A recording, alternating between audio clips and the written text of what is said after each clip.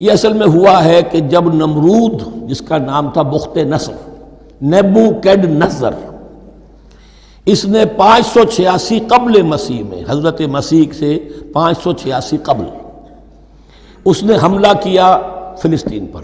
دیکھیے عراق اور فلسطین کی، اسرائیل کی اور عراق کی اس وقت بھی سب سے بڑی دشمنی ہے آپس میں، وہی دشمنی جو ہے 2500 سال پرانی بھی ہے۔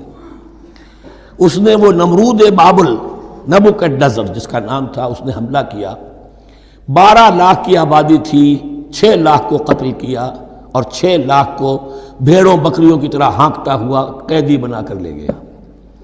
150 برس تک کیپٹیوٹی میں رہے ہیں یہ، اور یروشلم اجڑا رہا ہے۔ کوئی نفس نہیں، کوئی متنفس نہیں تھا، کوئی انسان نہیں، کوئی 2 اینٹیں سلامت نہیں چھوڑی۔ اسی وقت وہ ہیکل سلیمانی جو ہے وہ شہید کیا گیا۔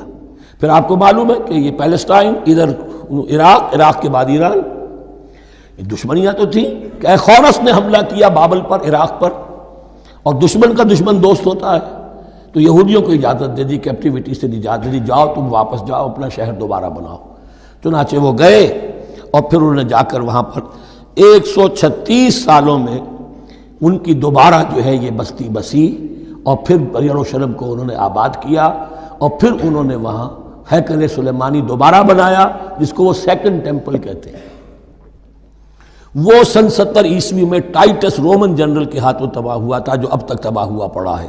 1927 برس سے ان کا کعبہ زمیں بوس ہے، یہ نوٹ کر لیجئے اس بات کو۔ اسی لیے آگ لگی ہوئی آج دنیا بھر کے یہودیوں کے دلوں میں۔ اب تو ہماری حکومت ہے وہاں پر، ہم اپنا یہ جو بھی کچھ یہاں پر اس احاطے میں بنا دیا گیا ہے، اس سب کو ختم کریں گے اور اپنا ہیکل سلیمانی بنائیں گے۔